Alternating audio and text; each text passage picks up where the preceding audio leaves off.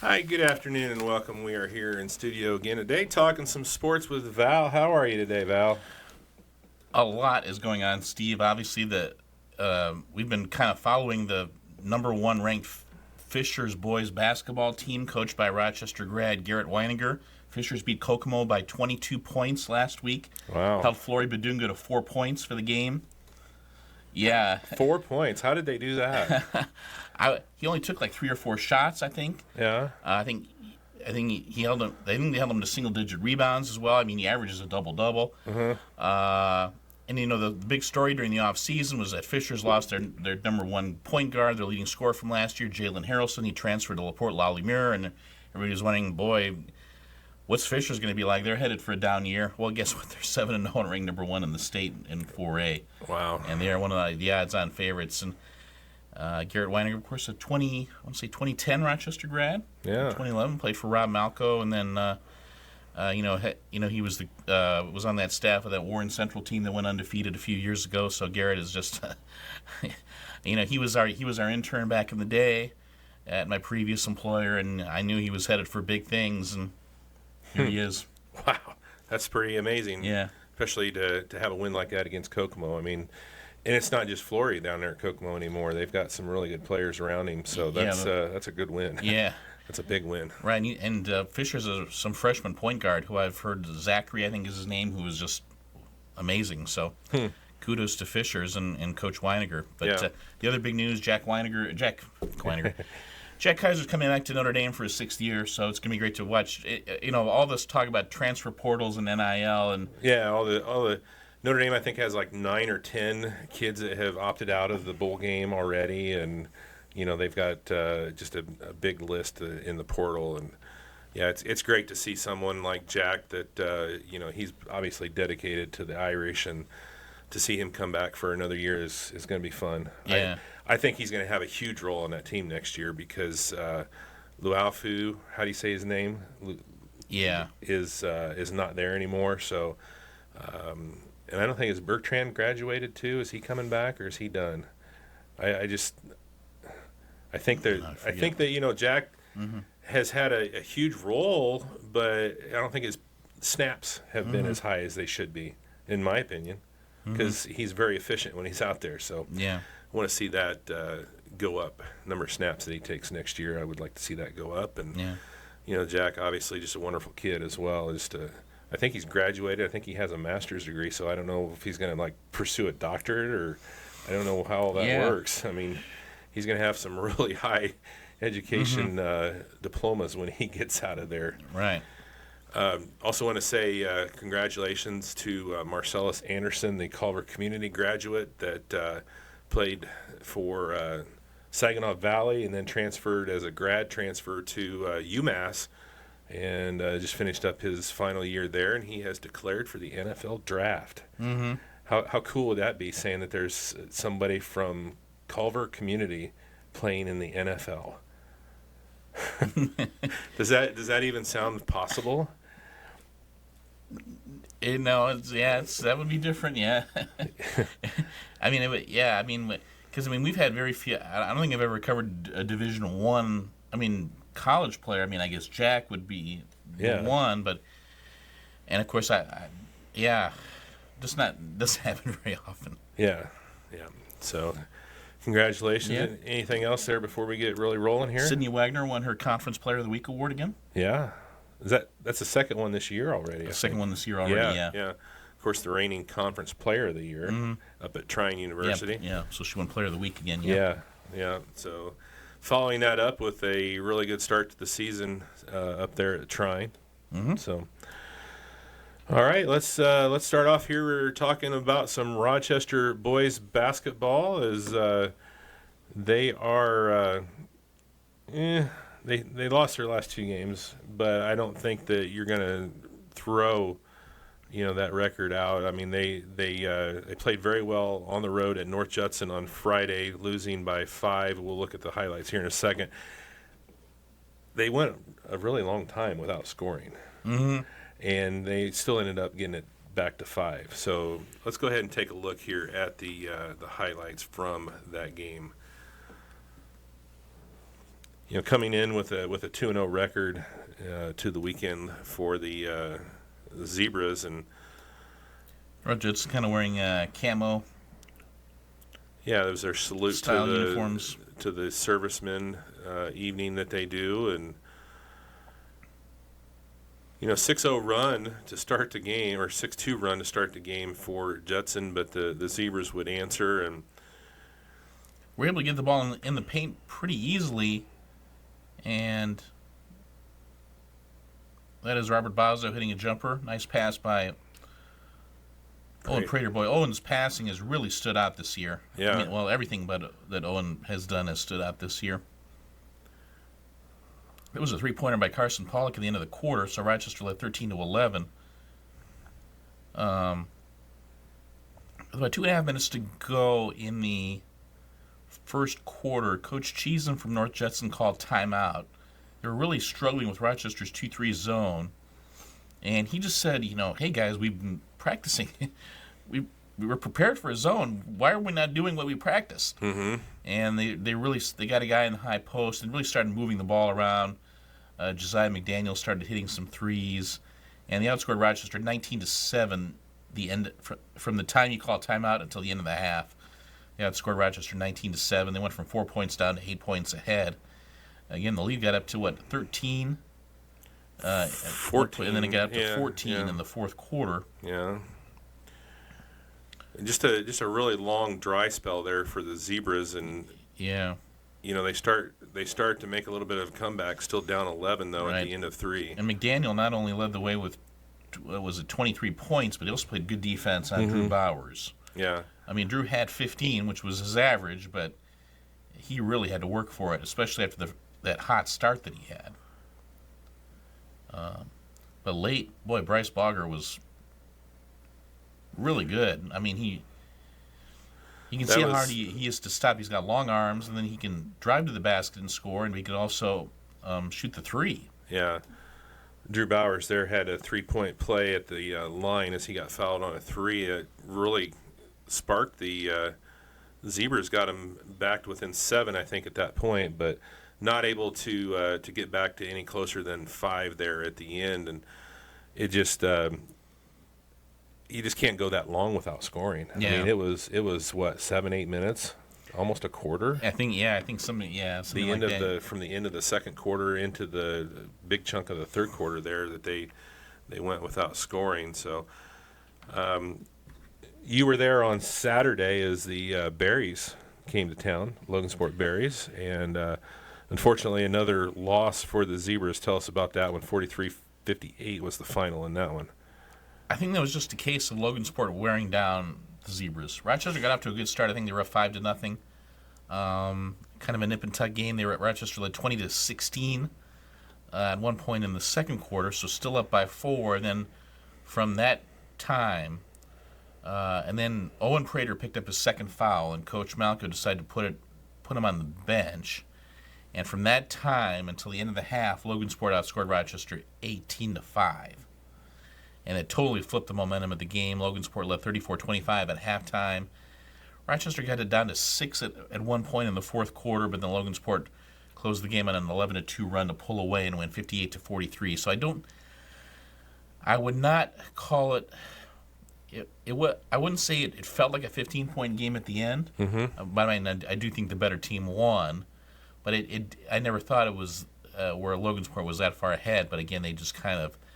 I think Rochester maybe ran out of gas a little bit in the fourth quarter, playing their second game in as many days. It's no excuse because of Logansport's second game in as many days as well. Mm-hmm. There was a point early in the game, I think, middle of the first quarter, when Coach Lang from Logansport decided to put Chris Anthony Del Valle, his point guard, on the bench.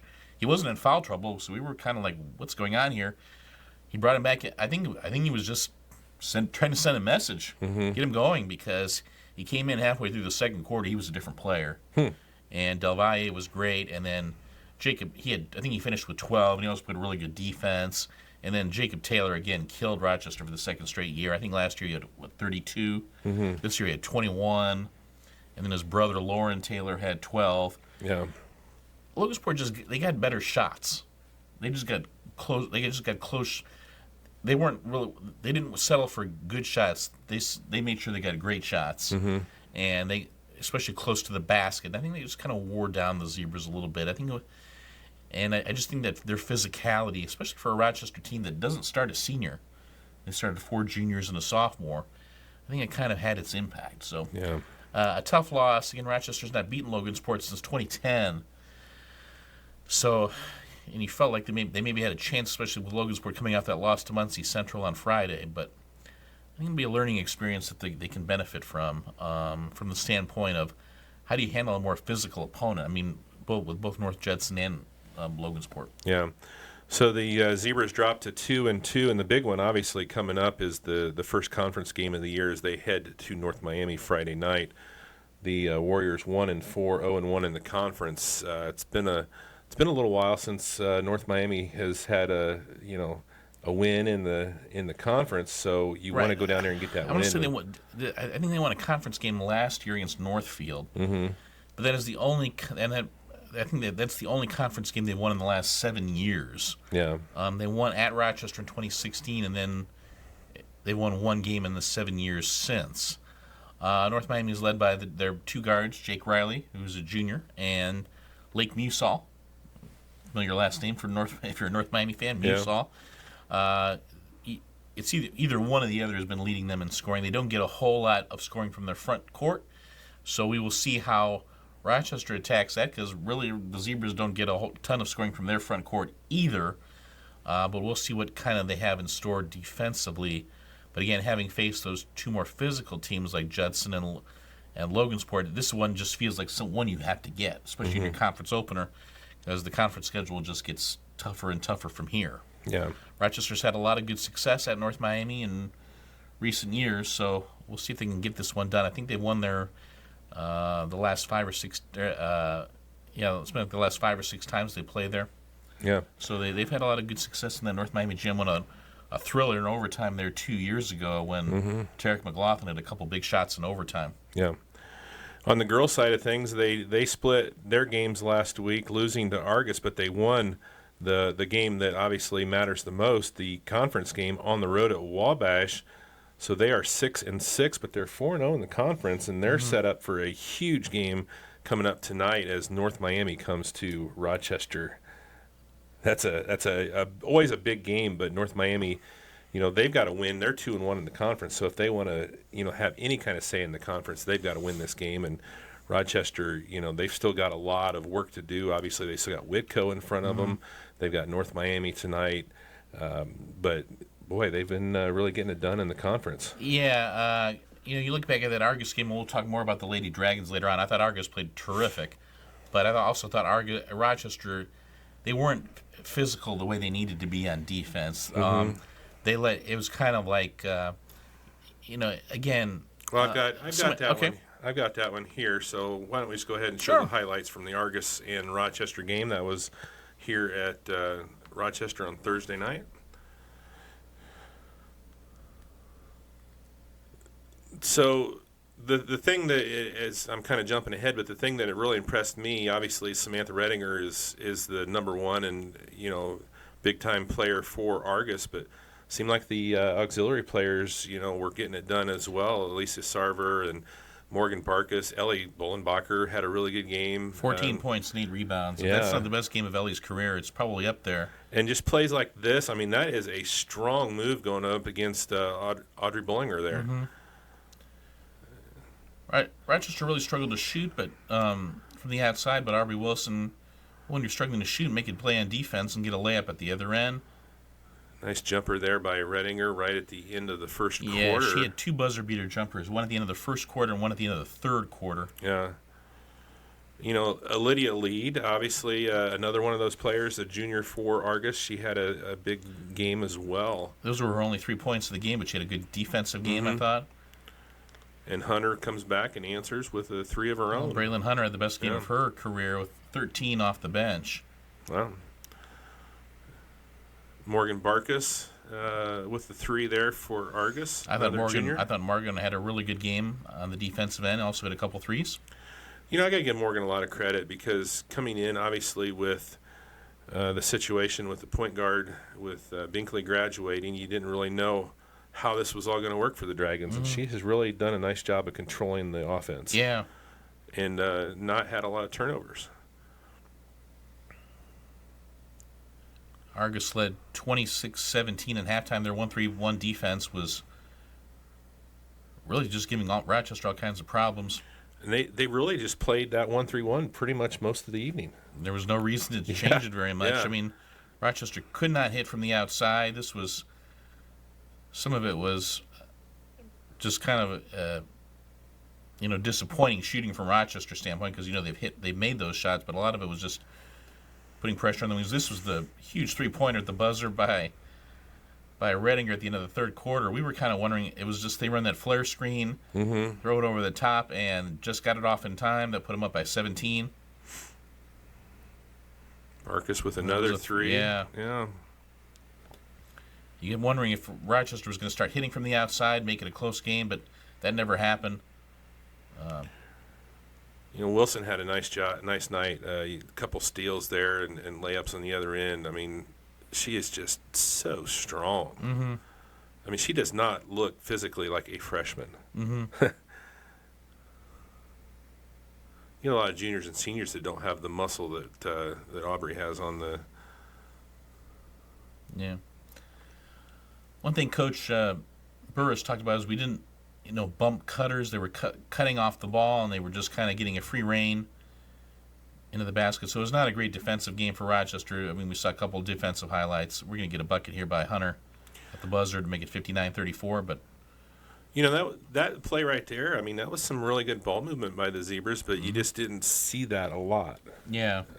Able to move that ball. I mean, Argus, you got to give them credit. They did a nice job with that 1-3-1 zone. Right. Of Rochester's 34 points, 27 came from freshmen. 27 of the 34. Mm-hmm. Wow.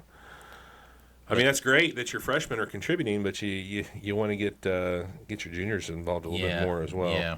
So like I said, yeah. So talk a little bit about that Wabash game. They go on the road and beat Wabash 36-14. Yeah. I watched that game on Huddle, and I was just, I was impressed with the way Rochester played, but it seemed like Wabash was a little bit disinterested in that game. I mean, I don't want to knock them, but they didn't really seem like they were just real excited to be Combination of disinterested, frustrated, and banged up. Yeah. Excuse me. Kira Wilson didn't start, but she did play. She came off the bench about 3 minutes into the game, but you could tell she was favoring her ankle. Mm-hmm. Joel Burris said he saw how Kira suffered the injury in a previous film, and he was like, I thought she broke her leg. Oh, wow. I mean, so yeah. he was stunned that she was out there, but she couldn't get any kind of lift on her shot. Mm-hmm. And Briley Boggs, I think, struggled a little bit with Rochester's height, and Rochester was just a lot more physical. They communicated a lot better on the defensive end, and then offensively, they did what they needed to do. I mean,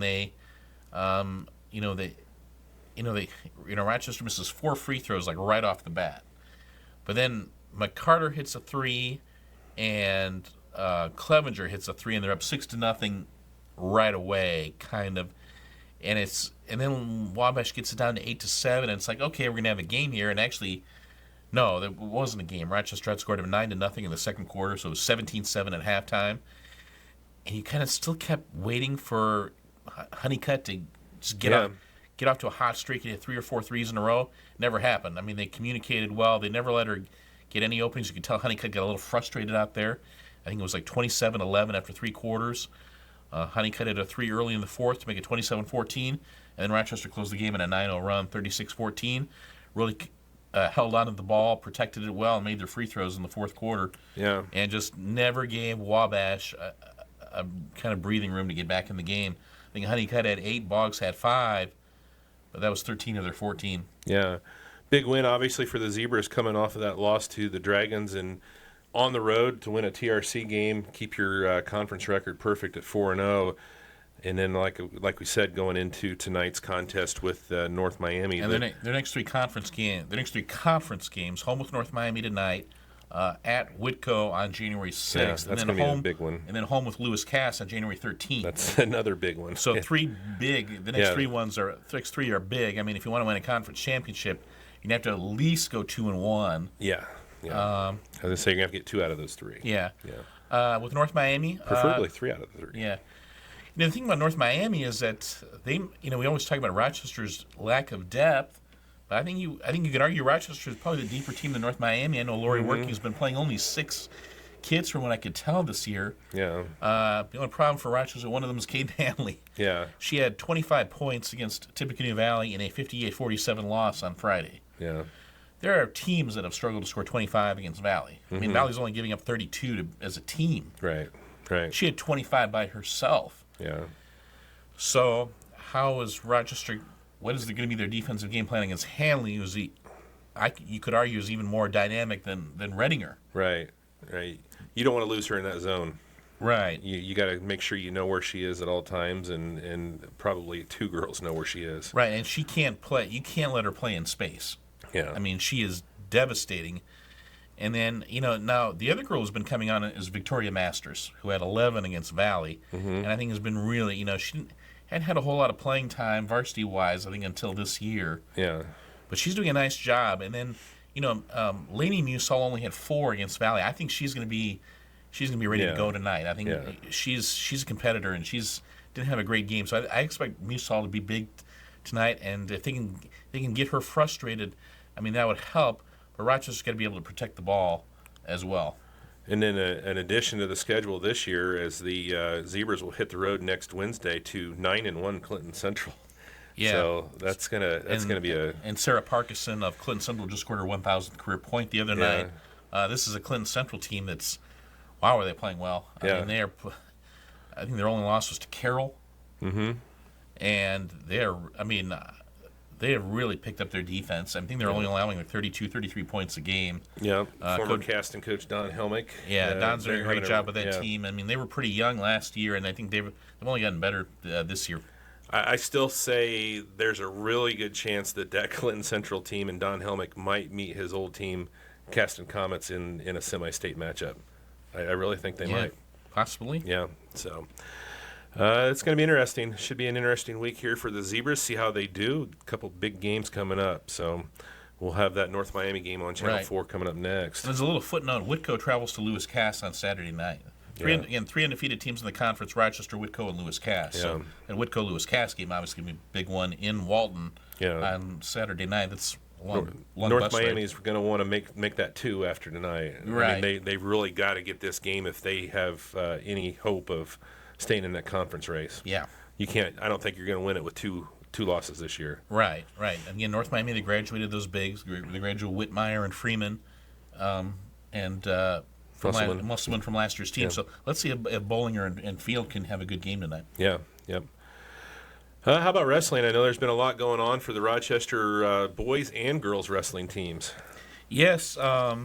The boys finished second at the Nicholson Invite, which is the big tournament they have every year at Elkhart High School. And the amazing thing about it is that Rochester forfeited 4 weight classes. Wow. 106, 113, 120, and 144. We don't know why Mason Ramsey didn't wrestle at 144. We hope he's okay. 120, they've been forfeiting regularly. 113, Reed Perry has been wrestling there. They sent him to the JV tournament at Plymouth. And then 106, Grant Holloway has been out with a knee. I know his dad came out on social media and said that Grant is going to need knee surgery on a meniscus, but there's hope that he could be back this year within like 3 weeks to a month. Oh, wow. So they can get him back by, again, sectionals are conference is January 20th, sectionals is January 27th. They'll probably have to wrestle at team state duels without Grant, which will be problematic. But, I mean, if they can get him for conference and sectional in the postseason, that would be great. But again, finished second despite all that adversity. And 5 individual champions: Lane Horn at 126, Brant Beck at 165. How about Declan Gard at 175, Alex Deming at 215, and Brady Beck at heavyweight So Brady beat a tough kid from Elkhart. I mean, Brady's 14-0. It has not been an easy road. He's had to face a lot of tough kids. The Plymouth kid, the Elkhart kid.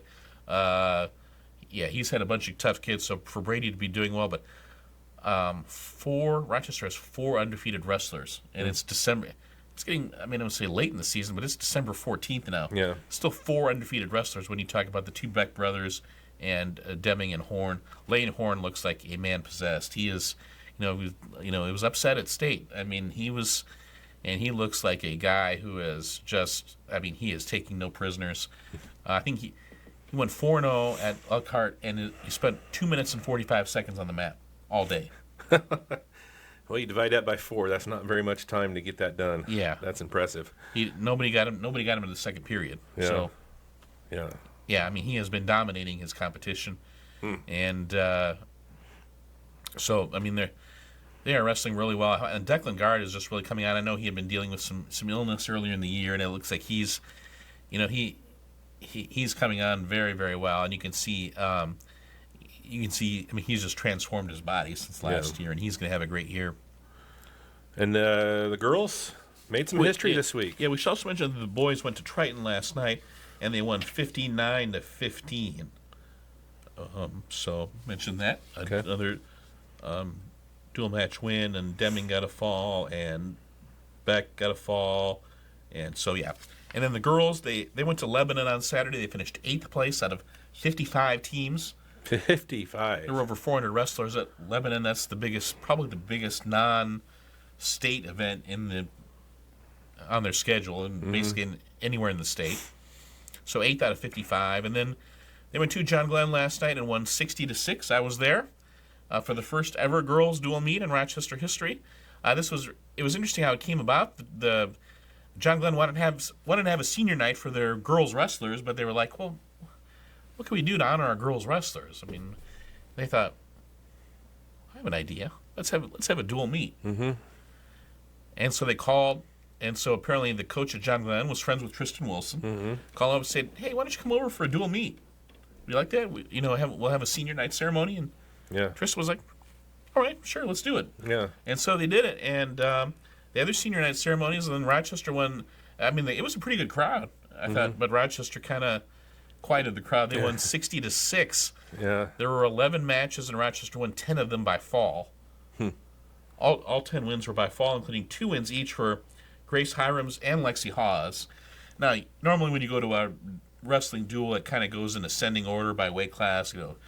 It's like, 126 and 132 and 138 and 140. This kind of bounced all over the place, so to allow Grace and Lexi to wrestle at the beginning of the meet and then again at the end of the meet. Okay. Having said that, it only took 40 minutes to do the whole meet. I mean, it was... Well, I was wondering how they had 2 falls, so they wrestled in 2 different weight classes then? Grace wrestled at 170 and then 155. Okay. The first match was at 170, so she had to take on a bigger girl and pinned her. And then I think Lexi wrestled twice at 140. Yeah. Okay. So if you're wondering, how could a team with 9 kids on the roster have 11 matches? That's how. Yeah. And I want to give a shout-out to Kyra Doran, McKenna McKee, Lane Pepler. I wanted to give a shout-out to Lakota Clevenger. I wanted to give a shout-out to Amber Blackburn. And I want to give a shout-out to Lily Gerald. They all won by fall last night. Yeah. So Lily gave up a first takedown, and she had a pretty tough opponent. Yeah. But don't get Lily mad. That's all I'll say about that. Well, she's been wrestling on the guys' team as well. She'll and probably doing be well. filling in at 106 on the boys' side. Yeah. She'll be wrestling.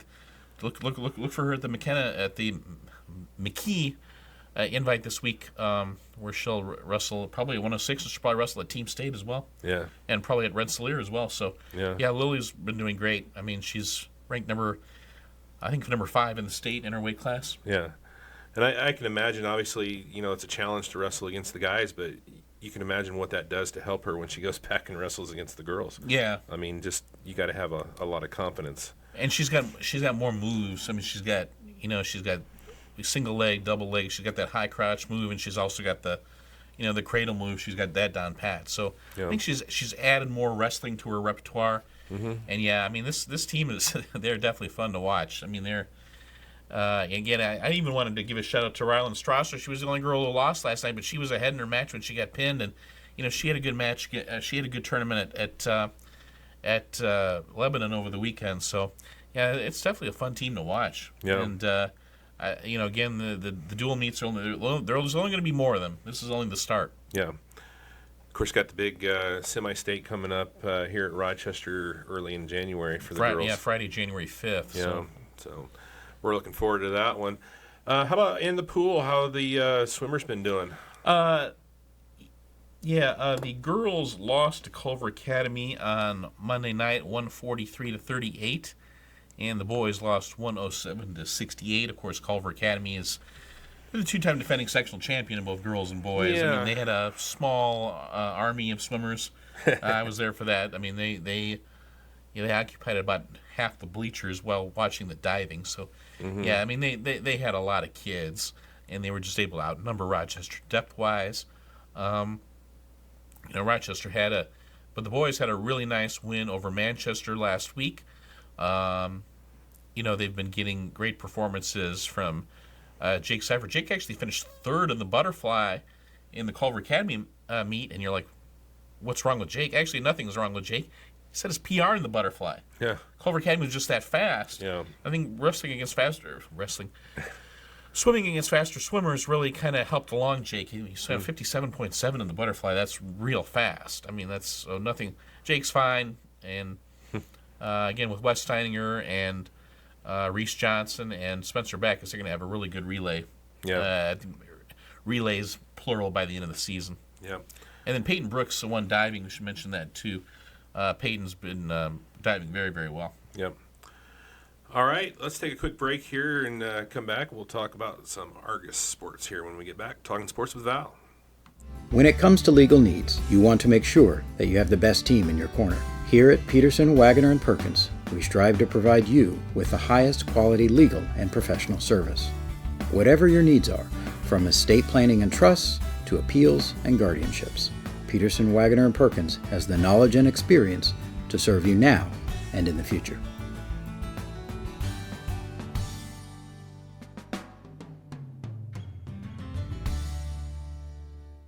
Stop on by to Inyards Hardware for all your home project needs.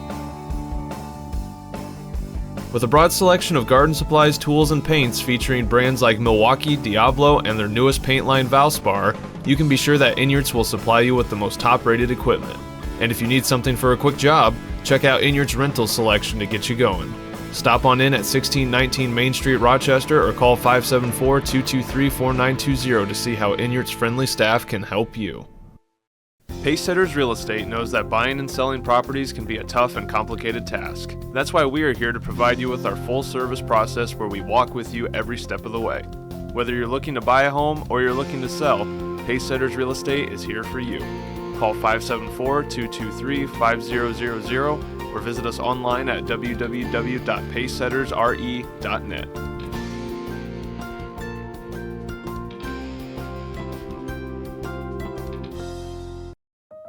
At First Federal Savings Bank, you can bank on the go. With the First Federal Savings Bank mobile app, you can check account balances, transfer money, view account history, deposit your checks, and pay your bills. If you want your mobile banking done easy, download the First Federal Savings Bank mobile app today. The app is available for both Apple and Android phones and tablets. Just type in First Federal Savings Bank in the search bar and look for the white star with the green background.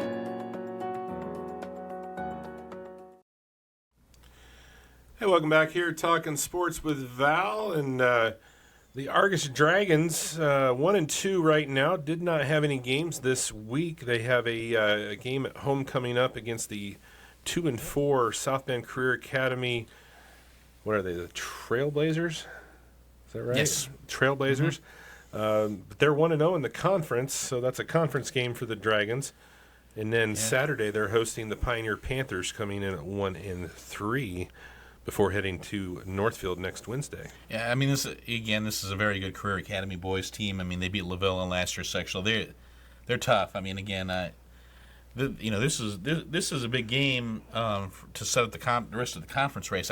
Conference seems to be a little bit down from last year, but again, again, you get Career Academy at home. I think that's going to be a chance to get off to a good start. In fact, you look at their next 5 games: South Bend Career Academy, Pioneer, Northfield, Trinity, Green Lawn, and then your first game, and then at Bethany Christian.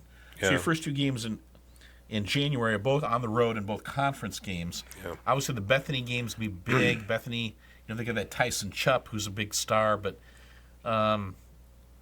again, I think all these conference games would be dogfights in the Hoosier Plains this year. So we'll see how they do. Obviously, I'm sure they're itching to get back on the court again after kind of a rough game against LaVille. LaVille, they lost 63-44.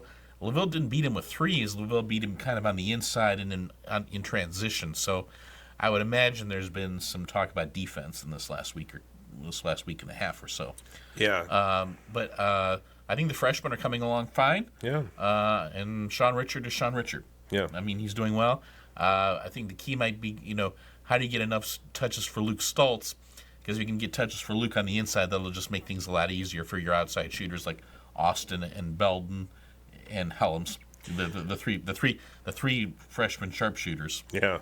I thought that was the one piece that was kind of maybe not quite there 100% in that LaVille game was Stoltz. I think they need to find a way to get him going a little bit better. Mm-hmm. But I was impressed with those freshmen.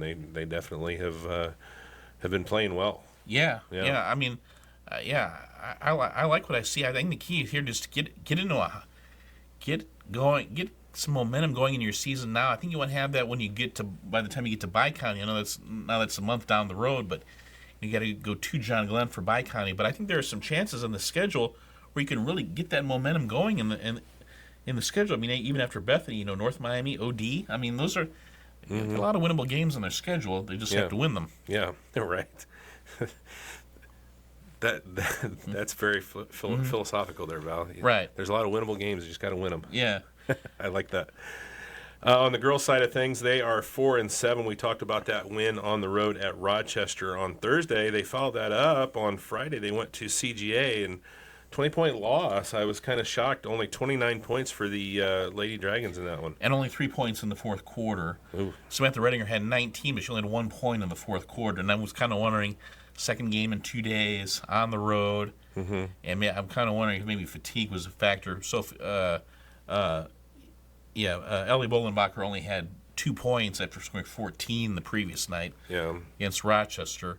And then I know Culver Academy, they're a little bit healthier than what they were earlier in the year. It was a tough game on the road to face a 3A team, and it was their second game in 2 days. So again, the Rochester game had to have been one of the highlights of the season because they were just sharp on both ends. Yeah. They go to South Bend Career Academy tonight. On the girls' side of things, Career Academy not usually real good there. Yeah, they're really struggling. You got to win this game in conference because then they go to New Prairie to get you to 3-0. Yeah. On Tuesday, New Prairie is 10-1. Their only loss is to South Bend, Washington. New Prairie has been an absolute beast. Amy Litka is the coach there, and she's doing a great job. They're going to be. I mean, New Prairie's in the same section with South Bend St. Joe and Mishawaka Marion, but that's their sectional to win this year. Yeah, it's crazy how far New Prairie has come in the last 3 or 4 years. I mean, 4 years ago, New Prairie was just a win. I mean, you just chalk that up as a win, and now, I mean, they're like you said, they're a beast. Yeah, I mean, guard-oriented team, but they've just got a ton of guards, a ton of shooters, and a lot of quickness. Yeah. And then after that, I mean, Argus plays Bethany, who was in the state finals last year, so that's... Yeah, and that's a conference game for them as well. Yeah, a huge conference game, but that'll be at Phil Waybright. So, and then you got 9 days off, and then you go to that Logansport tournament on Saturday, December 30th. Argus will play Northwestern. Yeah, really looking forward to that one. Yeah, it looks to be an evenly matched tournament on paper. At 10 a.m., Argus will play Northwestern. At 11:30 a.m. that day, it'll be Wheeler and Logansport. Yeah. So I don't know who's the favorite in that one. Yeah, that should be a fun one there. Just kind of a one-day thing, and you play in the morning and you come back and you play at night. Kind of a old regional format. Yeah, consolation at 5 o'clock and a championship game at 6:30 that day. Yeah, it should be a fun one. So I think that's all I got. You got anything else on Argus? No, that's all I got. Okay, let's take another quick break here, and we'll come back and we'll talk about the Caston Comets. Kriskins Pools and Spas is your local contractor for all your pool and hot tub installation needs. With a wide selection to choose from, Kriskins is sure to hook you up with exactly what you need no matter what your budget is. To learn more about our services, visit KriskinsPoolsAndSpas.com, call 574-857-3100, or stop on by at 7448 Liberty Avenue in Fulton to see how Kriskins can help you.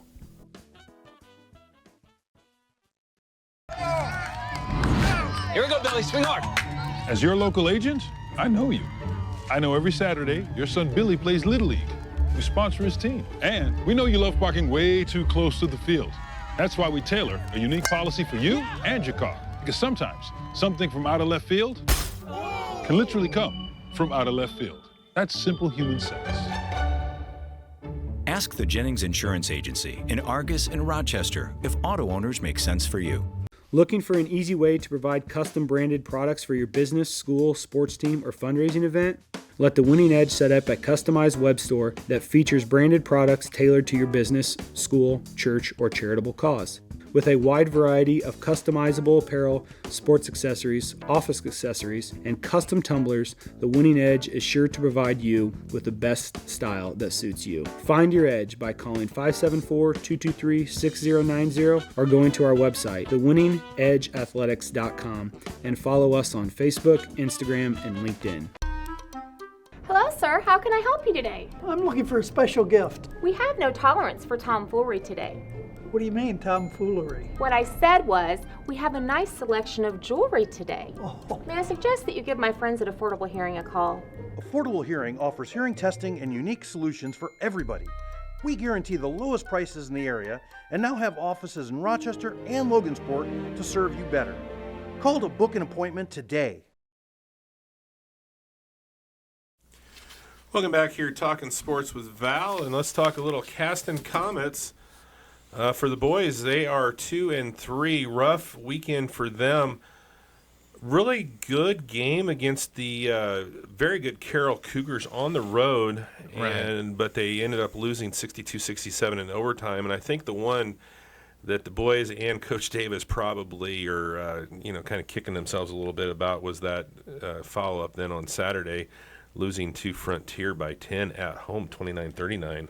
Actually, they lost by 3, 32-29 on a last-second three-pointer. 32. I Frontier didn't think that threw was in a 10, last-second three to win, 30 by 3. So, yeah, that was a heartbreaker. I mean, Frontier gets them again. I mean, they beat them in 2 close games last year, and now win another one this time. So, and that was a Frontier team that came into that game winless too. Yeah, that's kind of a head scratcher because I mean, Caston was ahead at halftime of that game, and they were playing well. And then it was kind of a last-second heave by Frontier to win it. So, again, this is a Caston team that has been maybe a little dependent on the three-point ball. I still think they're playing a lot better defense than they were last year, but I mean, maybe struggling to get some points in the paint. So, again, Caleb Stinson has been, been a great leader, and I mean, Talon Zeider has been shooting very well.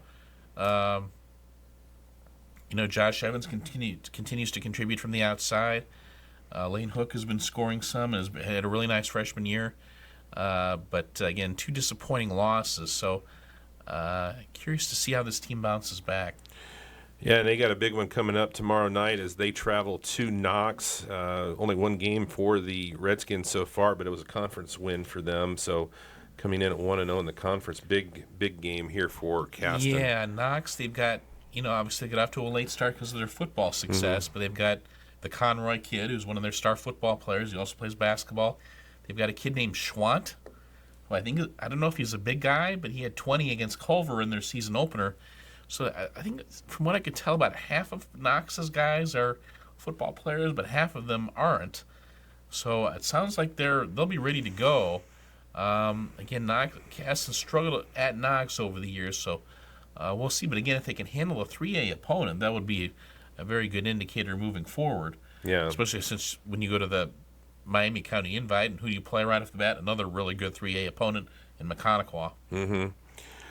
Yeah, let's see. That'll be a good one up there at Knox. Obviously a huge conference game as the Comets get started with their conference play. So on the girls' side, the number 2 Caston Lady Comets, they just continue to roll 11-0, 4-0 in the conference. big wins. They defeated North Judson 43-25. They went on the road, defeated Triton 50-20, and then went on the road Tuesday and won at Pioneer 55-25. Big game coming up though Friday as they travel to Knox. Knox is only 4-7, but they are 3-0 in conference. Right, and I mean we've seen Cass, and they just wear teams down with their defense and their style of play. It's interesting that Coach Josh Douglas was not happy with his team's defense against Pioneer, because we complimented their defense on the air a few times, but he didn't like it, and he felt that part of the problem was the rebounding aspect of it. So we'll see how they do against Knox tonight. Again, if you've been following Knox girls basketball over the last 10 years or so, you just think of them the water girl is 6 feet tall. Mm-hmm. Yeah, not so much this year though. Yeah, but now they're more of a guard-oriented team. I think last year, even when they were 6 feet tall, they were still guard-oriented. Yeah, their guards were 6 feet tall. Yeah, but Coach Adcock's doing a great job. Coach Minix is now the athletic director, so his first job was to he was told he couldn't coach, so his first job was to hire a replacement for himself. Yeah. And Coach Adcock's done a nice job. They've really been coming on. They've been scoring a lot of points, and I'm kind of wondering if that's because they're playing at a fast tempo, or if that's just really good shooting. They've got Morgan Downs, who's she's played a lot of varsity ball. So we'll see how Caston can shut this team down. Caston beat them last year, which was the first time they'd ever beaten them in conference play. This sure feels like the last chance to catch Caston. Mm-hmm. If Knox can't get him tonight, I don't think they can hope that somebody else will get them. Yeah. This Caston team, I've obviously got a chance to see them quite a bit this year. Unfortunately, twice against the Panthers, but I think back to the Argus team in 2016 that went to state. I think back to the Pioneers teams in 20 and 21 that went to state. You got a lot of similarities in those teams. Just the talent and what they can do. And, we talked a little bit about Macy Hindeleiter and her role. And I was thinking about that when you guys were talking about that the other night. Macy Hindeleiter, Kennedy Binkley, Joe Walker. Yeah. Those are your glue girls, right?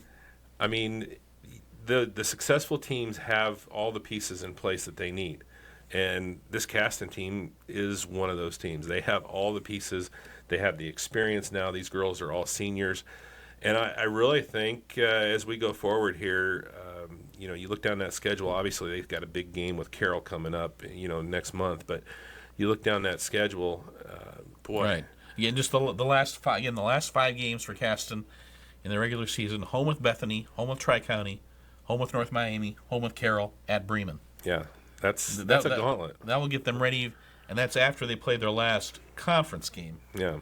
So this schedule will have them on their toes all the way until sectionals. Yeah, but I hope that the experience that they got last spring, seeing what it's like once they get past that sectional, I really, I think the sky's the limit for this team. Mm-hmm. I think they could repeat that. Right. I don't want to get ahead of myself, but well, Marquette Catholic is probably sitting there thinking that they might be the limit, but yeah. Yeah, you got a lot of good teams. You got Bethany's probably going to be saying the same thing, but from an experience standpoint, and you can tell that the Caston girls hold each other accountable. Mm-hmm.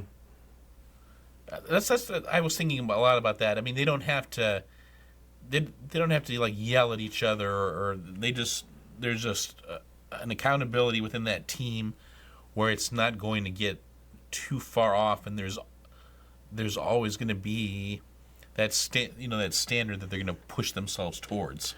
Yeah, and I talked a little bit with Isabel Scales after the game. She's not happy. She's happy with the win, but she's not happy with how she played. Mm-hmm. And I think that they're always going to be driven by something. Yeah.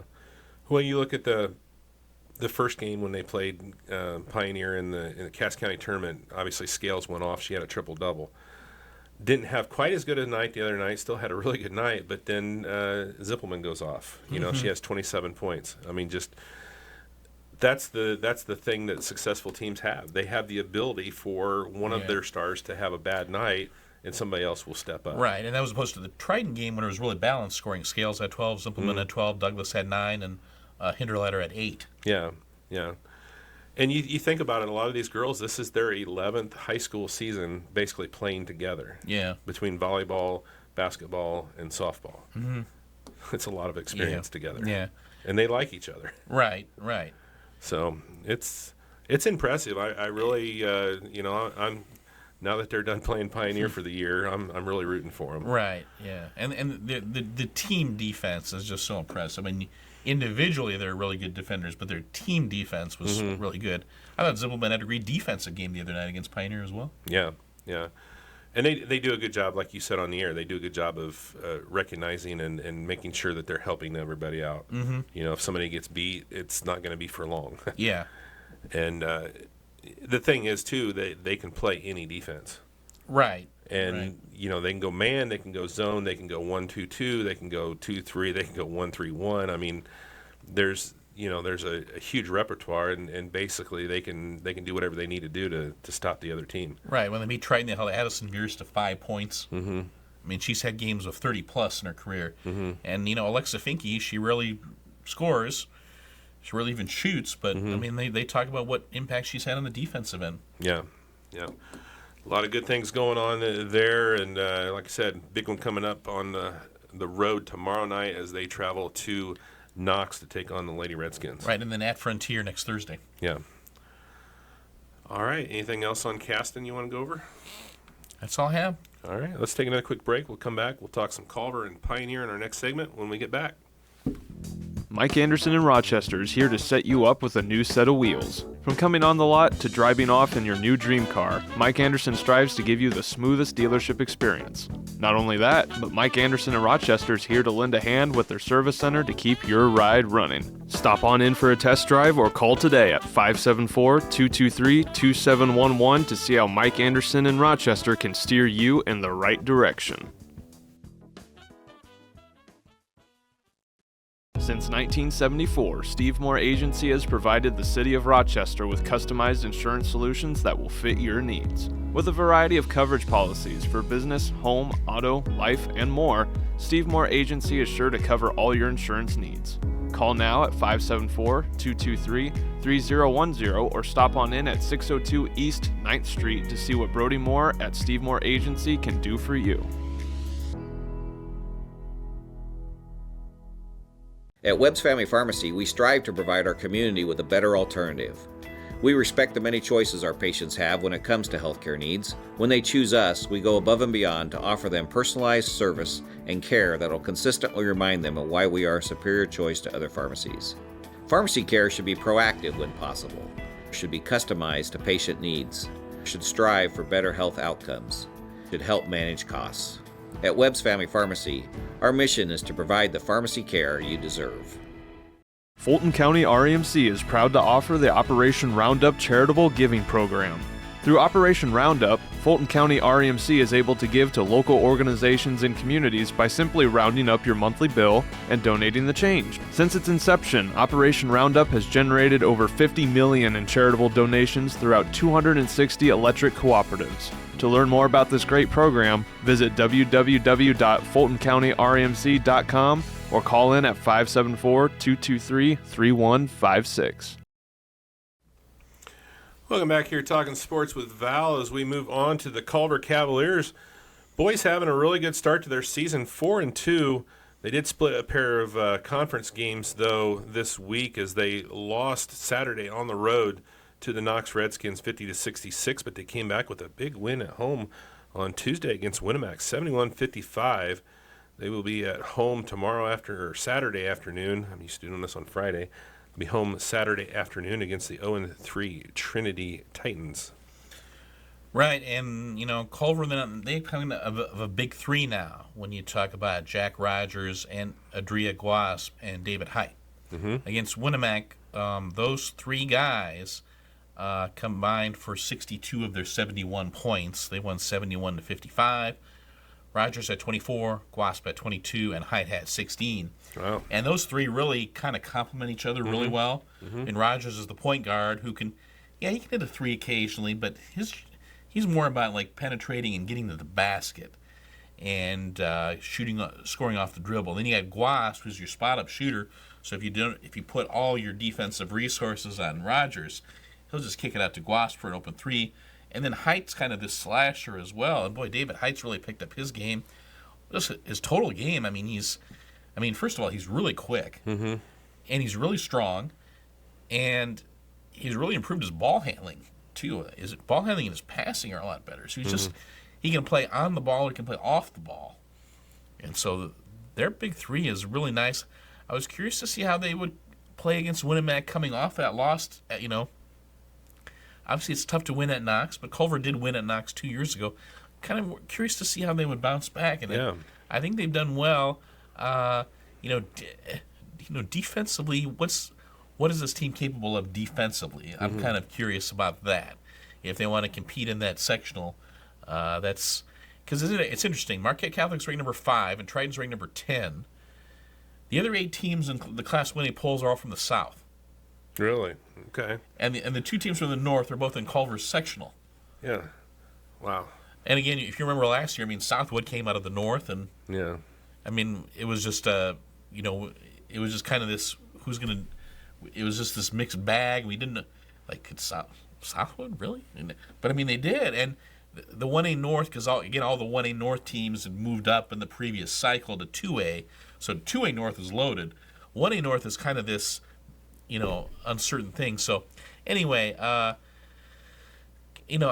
Culver's got to get better defensively, but I think they're, again, I trust the Kyle Evans coach team to get better defensively. Again, with cohesiveness, they'll get better at the zone trap that they run. So I'll be curious to see. I think the Hoosier North is kind of this wide open race. You'd have to say Judson is probably an early favorite. Seeing them in person, Judson's better in person than they are on paper. But Culver is not. They're not going to with Culver's big three. They're not going to back down against anybody, really. Yeah. Triton's off to a good start as well. Yeah, Triton's another team with a balanced scoring. They don't have the one star player now that Shively's not playing, but they'll be solid. Yeah, the impressive thing about Culver is those 3 that you were talking about are first-year players for Culver. Yeah. And Guasp is a foreign exchange student, and Rogers came in from the academy. So, for them to gel as well as they have, and Rogers didn't play in that first game. So, really, he's only played in 5 games. Right. They don't have a Shane Schumann type big man. They do have a little bit of size, but they do have a little bit of size with Ethan Binion and Logan Caudill. Yeah. I would call Logan more of he's almost like a kind of a wing. Yeah, like a stretch post, hybrid type. Yeah. And then Ethan can play out on the perimeter a little bit as well. He's a nice kind of ball handler for a big guy. Yeah. And Caudill, we saw him in that Rochester game. He can shoot the 3. Yeah. And then, so again, the parts are kind of coming together for this team, but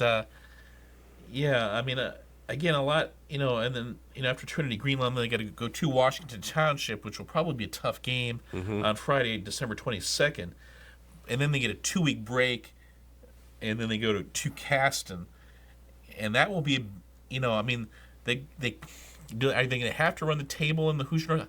I don't know if anybody will go 7-0 in the Hoosier North this year. Yeah. It could be kind of a dogfight all year, but again, the key is to be ready to go once you get to that Caston game on January 5th.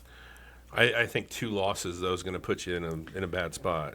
You already got the one. Second loss would be a problem. Yeah. We'll see about Knox. The intriguing team is Knox. We talked about Coach Eskridge, and now it's his second year, and they're fully acclimated to his system, but they also had a long football season. Yeah. So on the girls' side of things, they also were at Knox on Saturday. They lost that one 30-55. Another conference game coming up tonight as the Blue Jays come to town from North Judson. But North Judson 0-1 in the conference, so they're just really getting their conference part of the season going. Judson's girls' schedule is always weird because their conference schedule is always backloaded. They play a whole bunch of conference games. Yeah, like the last 2 weeks of the year. Yeah, last 2 weeks of the year. Yeah. So, as for Culver, they're struggling of late. They're 3-9 now. They've been struggling to score. I think the Knox game was, again, I think they caught Knox at a bad time. Knox has been really picking up their game, but Grace Sieber just is continuing to carry this team. She's just so important to this team. She had a really good game against Oregon Davis. I think she had 22 in that game, and you add that to her passing and her ball handling. I mean, she's just so key to this team. Obviously they've got some shooters in Alexa O'Brien and Brianna Schlemmer. And then, again, I like Brooke Davis. She's going to be a very good player. She can handle it a little bit. She can shoot it a little bit. It's just she'll get it. It'll take time, but she'll get her confidence. And as she gets more experience, she'll get more confidence. And, of course, they got to get Amaya Williams back healthy. I think she's been playing banged up with the shoulder. Yeah. Got a winnable game coming up on Saturday as they head up to South Bend Career Academy. They're just 1-9 up there, so maybe a chance for the Cavaliers to get back in the win column. Yeah, again, I'll be curious. The Judson game is the big game this weekend because I'll be curious to see how they defend a Judson team that really relies on balanced scoring. Yeah. They've got that freshman guard, Kaylee Tunis, who's a nice player. Then they've got Regan Hensley, who can hit the three. Yeah, Hensley has really been playing well for her. And then kind of the third key player is Kylie Lehigh, who's 5'10", and she's just got arms and legs that go on forever. And so she's somebody who can penetrate to the basket, and they got to be able to stop her out of their zone. Yeah. Judson having a really good year, 7-4. I mean, they're, like I said, 0-1 in the conference, but 7-4 overall. I mean, you didn't know, obviously, coming in with a new head coach this year how they would be. I was talking with Coach Combs. I know they've been dealing with some injuries themselves. I think the Johnston girl was out against Caston, so they've been struggling a little bit depth-wise. If it would help if they were. I mean, they're looking to try and get healthy here. Yeah. Pioneer boys 1-3, 0-1 in the conference. They lost at Triton on Friday, but 47-56. I would say that was a pretty competitive game. Obviously, getting Drew McCaig back was huge for Pioneer. Right. He hurt his finger in the first quarter of the Caston game and the consolation game of the Cass County Invite. So getting him back made a ton of difference. To go along with, Tolosa and Blackman and Looker and those guys. So I think it's a pretty deep Caston team, but obviously they still expect a lot from Drew. Yeah. They did pick up a win Saturday versus North Miami, 41-38. So Great they get win. their first win of the year. Great win, and they kind of held Jake Riley in check. And so I think this has a chance to be a better defensive team than last year, based on what I've seen so far against Triton. It was interesting because you face a Triton team that's balanced scoring, and then you face a North Miami team that they really rely a lot on that one guy Riley, and then Lake Musall. So. I think it was a really good win, especially against a future conference opponent. Doesn't hurt, but they got LaVille coming into Pioneer on Friday in the second half of a girls-boys doubleheader. LaVille is 2-1, 1-0 in the conference. Right. It means their big three of Zarnecki, Plummer, and Good. This isn't Bobby Good. This is the other Good, but he's really good. He's like 6'5", and he's really athletic. Yeah, and that's the one thing Pioneer doesn't have is a lot of size. Right. So they're gonna have to communicate on defense, and they're gonna have to get back on defense. Yeah. Saturday they go up to Argus for a like you said, another what would be a conference game next year. Yeah, an interesting matchup because you've got Argus has that strong point guard in Sean Richard, and how does Pioneer's defense react to him? And then. And again, more size here with Luke Stoltz. Right. How does Pioneer defend him? Right. And keep Argus from going nuts from 3-point land against their zone. Yeah. Then they hit the road again on Tuesday as they head to Frankfort. The Hot Dogs are 0-5. That would be the first game of the Delphi Kitchen Classic. Right. New coach at Frankfort, Coach McCullough, has moved on. Legendary coach. So I think a little bit of... And, of course, that's been kind of the issue at Frankfort is they've just had kind of a revolving door of coaches, and they haven't had a whole lot of, stability in that program. So we'll see how Pioneer does in that Kitchen Classic. I think that tournament's it's a really nice tournament in terms of 8 teams. They're all about the same size. I mean, I guess Frankfort's maybe a little bit bigger than the rest, but I think that's going to be an interesting tournament. See who comes out on top there. Yeah. North Newton is sneaky good. Yeah, you got North Newton, you got Winnemac in there as well. You got Delphi, obviously. So yeah, it's going to be an interesting one. Whoever gets hot that week is going to win the tournament. It's hard to predict, though. Yeah. For the Lady Panthers, pick up a couple wins. Obviously, you got the loss to the Comets, but they get a couple wins. They are 3-6 on the year. They went on the road and win at North White last Thursday, 31-19, and anytime you can get a win at North White, I mean, I know North White is struggling this year, but anytime you get a win at North White, that's a big thing. There have been better Pioneer teams that have lost in North White. Well, I remember going there 2 years ago with Haley Kripe and Ashlyn Brook and, McKenna's freshman year and coming out with a loss. Yeah.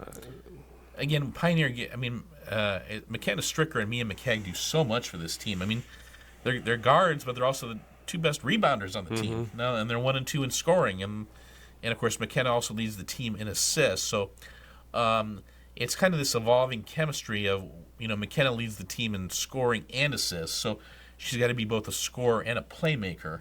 Against Caston, she had I think she had some good looks, just didn't go in. But I think the looks were fine.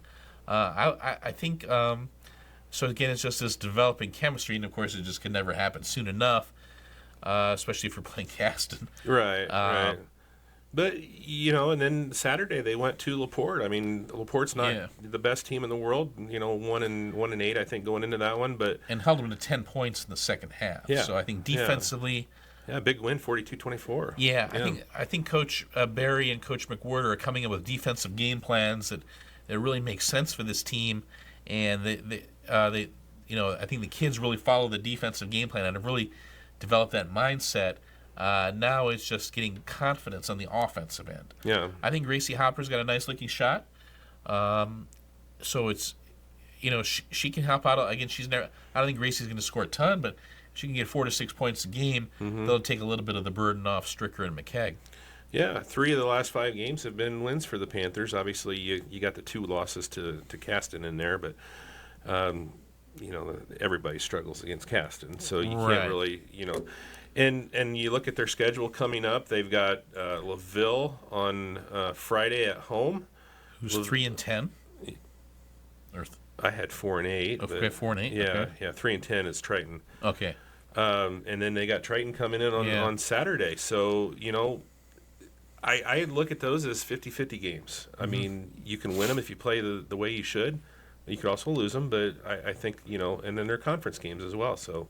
Can you pick up a couple conference wins going into the Delphi Classic? And then you got Frankfurt on the road Monday, and they're 0-10. So, hey, you got to look at this. You got to think maybe they can pick up a couple, 3 more wins. Right.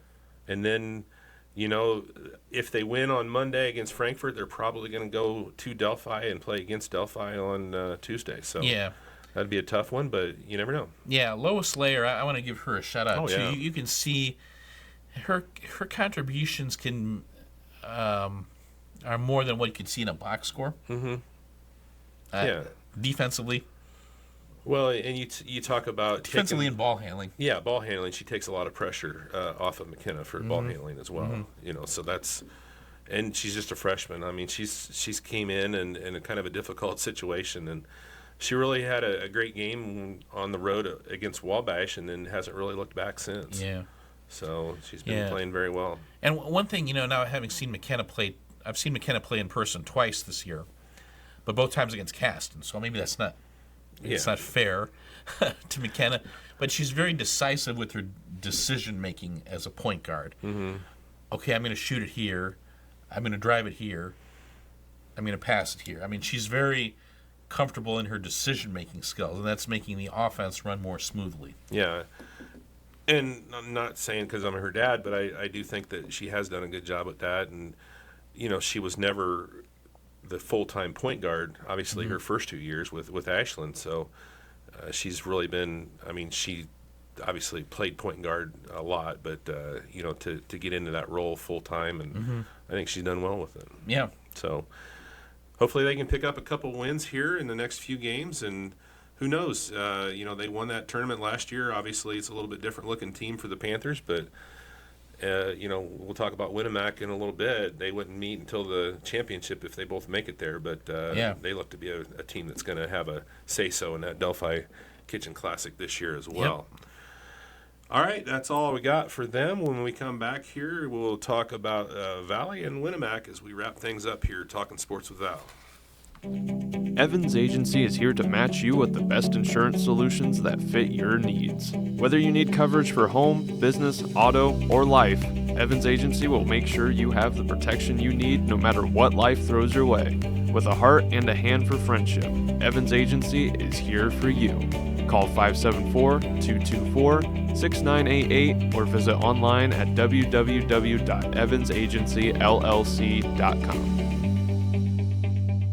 Here at Timbercrest Senior Living Community, residents in independent living are able to enjoy an active lifestyle and a beautiful campus. With plenty of activities, including walking and biking paths, fitness classes, and social events, there's always something for residents to engage in to benefit their mental, physical, and spiritual well-being. Contact us today to schedule a tour and discover the active lifestyle and beautiful campus our residents enjoy every day.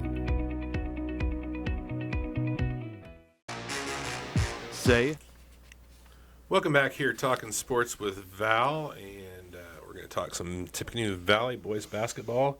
Coach Luce and the boys 3-2. Very good weekend for the Vikings as they win back-to-back games at home against a very good Morgan Township team on Friday, 47-44. Follow that up with a win against a potential sectional opponent, John Glenn, 52-46. Boy, this Valley team has really bounced back after that 0-2 start, and they're getting, I think the key is they're getting stops on the defensive end that they just weren't getting in those first two games. They're playing a lot better defensively. I think they're communicating a lot better, and they've cut down on the turnovers a little bit. They really struggled those first two games handling pressure. Again, I think that part of that is, you're breaking in a new point guard, Davis Cowan, and then Ian Cooksey, again, I mean, he's new to the varsity too. I mean, obviously he's not new to Valley basketball, but he's new to the varsity. And so maybe looking back, and again, Mishawaka and Fort Wayne Southside, they're two good teams. Yeah. Mishawaka's really good. Yeah. I mean, they're one of the better teams in the NLC. And I say that knowing the Northwoods in that conference. I mean, so I think, again, looking back, it's understandable to see why they start off 0-2, but, Ian Cooksey has just been, I mean, he had, 24 in that win over, was it Morgan Township? Remember, that's a Morgan Township team that came back and beat North Judson the other night. Mm-hmm. We saw how good North Judson is. Yeah. I mean, Morgan Township is a good Morgan Township team. They are a legit top 5 team in 1A. Yeah. And then, Valley, and then they avenged that loss to John Glenn. Obviously not quite the John Glenn team that they faced in last year's sectional, but hey, they're still in their sectional, and that was a great win. So Cooksey has been shooting the heck out of the ball. Stephen Akasi has just transformed his game. If you saw him last year and haven't seen him play this year, you got to go see him. He's bigger, he's stronger. Well, I was going to say, and his body. Yeah, he has really gotten stronger. Yeah, there's especially in the shoulder area. Mm-hmm. Yeah. Good luck boxing him out. Mm-hmm. I mean, keeping him off the boards.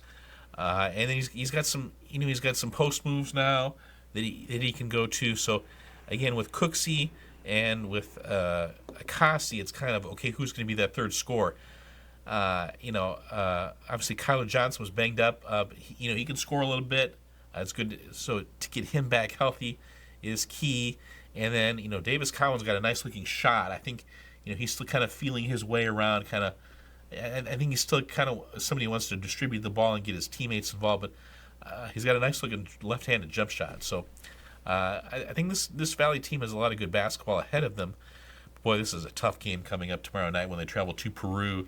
Remember, Valley lost at home to Peru last year. It's a Peru team with a lot of the same kids back. When you talk about Retker and Ross, and then the secret weapon for that Peru team is that Eldridge kid. Mm-hmm. He is dynamite.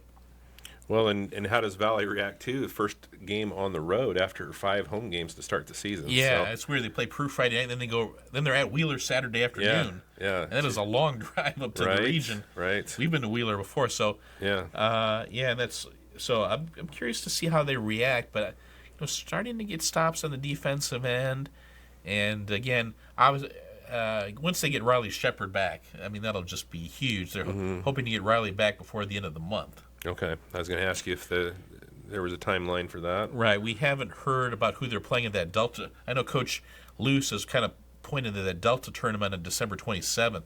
He said that tournament is really going to be challenging. I don't know who's exactly in that tournament. Mm-hmm. I mean, well, Delta's in it. That's one good team. Yeah. Delta's good every year. So right. I'll be curious to see how Valley does at that tournament. There, not many nights off for Valley in the schedule, but I think working in those new kids and DeAndre Hamilton is he's new to he's got a lot of JV time, but he's new to the varsity, so they're kind of working all these kids in, and a lot of the silly mistakes I think are going away that they made those first 2 games. Yeah, yep. Yeah, it's going to be an interesting weekend as they go to Peru and to Wheeler. We'll see how they can react to going on the road before the Zebras come to town next Friday. Yeah, yep. So girls, boy, they just keep rolling. 10-1 for the girls. Friday they had a big win at North Miami, 58-47, and they go to Winnemac tonight. So that'll be interesting. I was like 58-47. How long was this game? Was it like 6 quarters or 7 quarters? Because Valley to allow 47 points in a game, that's like And I was like, how many did Hanley have? And it took a while for that to pop up on Max Preps, but Hanley had 25. So I was to score 25 points against Valley's defense. That would be like scoring 64 points against the Indiana Pacers defense. Mm-hmm. Yeah, I mean, I don't know if anybody has scored over 15 before that, have they, this year against them? I don't think so, yeah. Yeah, I mean, they've been locked down defense. And I know they still have a few girls that are nicked up a little bit there. Obviously, Peterson's going to be out, but I think that is Gonzalez still out? I think they're hopeful to have. I think she should be back any game now. I think they're hopeful to have her back for the Winnemac game tonight. Yeah. I know she's a huge part, obviously, of both ends of the floor for them. Right. I mean, as a ball handler, as a defender, and as somebody who can score the occasional basket. I mean, Gabby, I think her offensive game was starting to blossom at the time she got hurt. So again, Ava Egolf had 18 in that win over North Miami, 16 for I think was it 16 for Kelsey Cox, which I think might have been a career high. Mm-hmm. Kelsey's got a nice looking 15-foot jump shot. Yeah. And so it's good to see her getting some confidence, and Kelsey's a good passer out of the post as well. Yeah. So and Carly Snyder's been scoring all year. So again, it's not an explosive Valley team, but they get it done on the defensive end, and we'll see how they do against Winnemac tonight. Again, a team they've really had a lot of success against in recent past, but it's a much better Winnemac team too. Much better Winnemac team, and I'm curious from Winnemac's point of view, from Coach Stasiak, how do you handle the size and the defensive pressure of the Vikings? I mean, they've obviously been playing very well this year, but that's a whole different game. Right, because I think Winnemac's a more physical team this year than they were last year. Oh yeah, for sure. But this might be the most physical team that Winnemac has faced when they face Valley. And size-wise, I mean, just you look at up and down the lineup, that everybody's just got good size. Snyder, Cox, Hayden. I mean, Dalen Bussard is 5'10". She's the short one of the 4. Right. And just how do you handle that defense if they do have Gonzalez back and you throw her out there with Chesney? I mean, just crazy defense. Right, and so this is going to be a lot of pressure on how much pressure they're going to put on Candace Croft and Maggie Smith. Yeah. So that'll be interesting to see how both teams react to that. And then the Vikings have a home game on Saturday versus 5 and 6 South Bend Adams. So getting a little South Bend flair in their South schedule. Bend Adams, coached by Maurice Scott, who is Skylar Diggins's stepfather. Stepfather? Yeah, I believe. I was going to say uncle, but yeah, stepfather sounds right. Former coach at South Bend Washington, now the coach at South Bend Adams. Right. I think they're right around the 500 mark this season. So yeah, 5 and 6. Yeah. So again, and that's all in that lead up to that huge game against Western at the Carroll tournament next Friday. That is, boy, kudos to the people at Carroll. They put together a dandy tournament. Yeah. With Valley and Western and Carroll and I think universities. It's going to be a really good tournament. Yeah. Yeah. So. Yeah, it'd be interesting to see. Western's still undefeated, by the way. Yeah. Oh, yeah. They're not getting challenged too much either. Yeah. I mean, they're beating some really good teams by a lot. Mm-hmm. It's a really good Western team down there. All right. Anything else on the girls? Nope. Okay. That's about it. All right, the Winnemac boys start off 2-0, but they have lost their last 4, including a loss at LaVille, 55-69, and then at Culver, 55-71. So yeah, just look at the points allowed these last 3 games: 68, 69, 71. Yeah, they're going to have to find something that works defensively for them, because they've been giving up a lot of points lately. And it's, we were kind of concerned, with how would they handle teams that had a lot of size, but I'm not sure that's necessarily been the case these last few games. Mm-hmm. Again, Culver scored 71, and they're not a team that's incredibly tall. Right. So I think it's LaVille's not.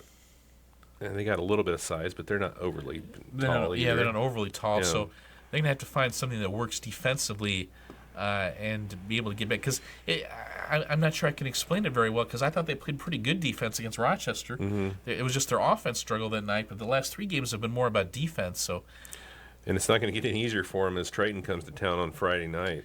Right, and then Triton, right. I mean, Triton has had very good success against Winnemac over the years. So, we'll see what Winnemac comes up. I want to give a shout out to John Malco had 16 in that game against Culver the other night. Excuse me. Justin Potoff has been playing really well. Mm-hmm. I think he 13 off the bench against Culver. He's a really nice 6th man to have, because he can handle it and he can score it a little bit, and he can give Brendan Hines a rest, or he can even play. I think he can play on the wing a little bit. I think his more natural position is at the point, but. Again, I like what Potoff really gives this team to joining the Malco brothers and Jace Bentel. Yeah. And Hines, of course. Yeah. And then next week on Tuesday, they host North Newton in the opener of the Kitchen Classic. North Newton 3-3, but like you said, they're sneaky. Yeah, North Newton's got 2 guys who can really score. I'm trying to remember their names, but one is a kid who we saw 3 years ago when he was a freshman. He's a senior now. Oh, yeah. They played against Rochester in the sectional. Yeah. I couldn't tell you the name either, but yeah, I remember who you're talking about. I think they beat Delphi. We saw them play Delphi. We saw them play Rochester. Yeah, they're sneaky, and so gosh, he's still around. Yeah, Winnemac beat. Yeah, he played mostly. He played as varsity as a freshman. So we'll see how Winnemac does. Again, I think that Kitchen Classic tournament's a really nice tournament. Yeah, I don't know if there's necessarily one team that's going to stand out and looks to be the favorite, but we'll see how they do. Yeah, it'll be interesting there. On the girls' side of things, like I said, 8-4, they've doubled their win total from last year. They're 2-1 in conference play. Had a big win at LaVille on Friday, 46-30, and then followed that up with another win at DeMott Christian, 64-34. And like I said, they got Valley coming to town tonight. So, yeah, I mean, Winnemac can beat you in a lot of different ways. They're just so much better on the defensive end, but they're a good outside shooting team, but I don't think they're necessarily dependent on the outside shot. And you look at the DeMott Christian game; they put 4 girls in double figures, with Marissa Iverson and Candace Croft and Maggie Smith and Sadie Popejoy. All 4 of them were in double figures, and Piper Link had 8. Yeah, I mean, just think about where they came from last year. I mean, Croft was basically their 1 and 2 option. I mean, they didn't have a whole lot of other people, and Iverson has came out of nowhere. Piper Link has just played tremendous basketball this year, and then, of course, Popejoy. I mean, just a good balance of girls, and they kind of complement each other. They really do, and again, they've got 4 or 5 different weapons. And so, I know Popejoy, I think, had been in a little bit of a shooting slump, but she got out of it against DeMott Christian. So, again, there's just so much you have to be wary of. Iverson is somebody who she's really good at finishing around the basket, which I think she had some, and then, it took, again, it goes to show it doesn't happen overnight for every kid, but it's happening for her. And for her to be able to score, and Piper Link's had she's got some post moves, and so it's just a really nice mix of kids, and they get balanced scoring now, and so I'm really excited to see how this season kind of unfolds. Yeah, I know they lost by 14 to Caston, but that's looking better and better. That result when they. That's a really good. I mean, you don't want to say it's a good loss, but they competed for 32 minutes in that game. They made Caston uncomfortable. and not many teams have been able to make Caston uncomfortable. And I'm curious to see how they compete once we get to February. And that sectional in North Miami. I mean, obviously they lost to North Miami last year in the sectional, and Hanley ran roughshod in that game. But they were close at half. But they were leading the game at halftime. Yeah. I mean, they made a pretty good game out of that before North Miami kind of, North Miami is not the same as they were last year. Wabash has kind of been, a little up and down. Yeah. Let's say, here's my hypothetical. What if Winnemac draws a team like Lewis Cass in the sectional? How would they match up with a team like that? How would they match up with somebody like Afton Griffin? Yeah. How would they match up with Well, I think they would probably match up as well as anybody in that sectional would. Yeah. I mean, they've got, obviously Maggie Smith, you throw her in there against Afton. I mean, look at what they do, in cross country. Yeah. I mean, yeah, Iverson could Iverson guard Kinsey Menon? Yeah. It would be a lot of interesting matchups. When Lewis Cass plays zone, would Winnemac be able to shoot over the top of that zone? So I'm really excited about Winnemac's chances, and once we get to February. Yeah, it should be a fun one. So, and then they host North Newton on Monday. North Newton is 3-9. That would be their opener then for the Kitchen Classic for the girls' side. So, I wouldn't be surprised if Winnemac wins the Kitchen Classic. I think they're very good. I know Delphi's had a nice year though. Well, and Winnemac is on the opposite end of that bracket, so they wouldn't meet Delphi until the championship, if they get there. So, I think that Winnemac has to be the favorite to come out of that side of the bracket anyway. Yeah. So, should be a fun one as they all play. The first round games, kind of like the Bi-County, they play the first round games at one of the two teams' sites, and then from then on it'll be all at Delphi. So the winners would play on Tuesday at Delphi for the girls, and then the championship and all the other games are on Saturday. And looking ahead, Winnemac's first game in the month, we always talk about Winnemac's January schedule every year being a beast. Winnemac's first game in January 5th, home against Knox. That's going to be a big one. Which, if you're a Winnemac fan, you're rooting for Knox tomorrow night to beat Caston. Yeah. Boy. If Knox beats Caston, then the whole Hoosier North becomes a wild, chaotic mess. But Winnemac would be there. They'd be in the mix. Yeah. Yeah, could you imagine if Knox beats Caston and then Winnemac beats Knox? Yeah. I mean, how crazy would that end up being? So, but that's going to be a big test for Knox to... Big task for Knox to beat Caston. For anybody to beat Caston. Yeah. But we're just saying, if you're a Winnemac fan, you're rooting for Knox tomorrow night. Yep. All right. What else? We got a couple minutes here before we wrap things up. Any other thoughts rattling around up there? Yeah, I'm trying to think. I think, did we mention Jake Cypher signing with IU Kokomo? That was last week. I don't know if we did. Yeah, he did. We'll have a picture on the website pretty soon. Talked with Sheila McMillan Keller. We had some of her quotes in my article, so would love it if you read that. She talked about her Rochester experience growing up, here, and what Rob Malco meant to her career, and how kind of he prepared her to play for Muffet McGraw. Muffet McGraw was kind of the mother to all the players, but how Rob Malco pushed her to be great. Wow. And what I didn't realize, Sheila had 41 points in that sectional final in 1995. They beat Caston 56-43, and Sheila had 41 of the 56. Wow. And And that was what year was that? 1995. Yeah, there was a couple good players on that Caston team. Yeah, so that's that's pretty impressive. And if you're Coach Malco, I mean, geez, what a better compliment than to say that you got her ready to play for Muffet McGraw. Yeah, I mean, wow. I asked Sheila. I said, "Did Muffet ever come to any Lady Zebra games?" She said, "No. She came to an open gym once." So that, You'd be surprised that, the recruiting doesn't really take place in high schools anymore. Not like it used to. You don't see Bobby Knight going to Bedford North Lawrence games. Yeah. Like back in the day. Yeah. every once in a while, I know Painter has been to, or I think there was a whole host of them that went to a Kokomo game last year, but not as much anymore. AAU's kind of taken over. Yeah. When you can see 15 prospects in one facility versus one in the middle of nowhere. All right, well, I think that'll do it, unless you have anything else. I think that's about it. Just looking forward to the McKee Invite on Saturday. Hamilton Heights is going to be there and Cowan's going to be there, but I think Rochester will be in the mix. But they're going to have to earn it on the map.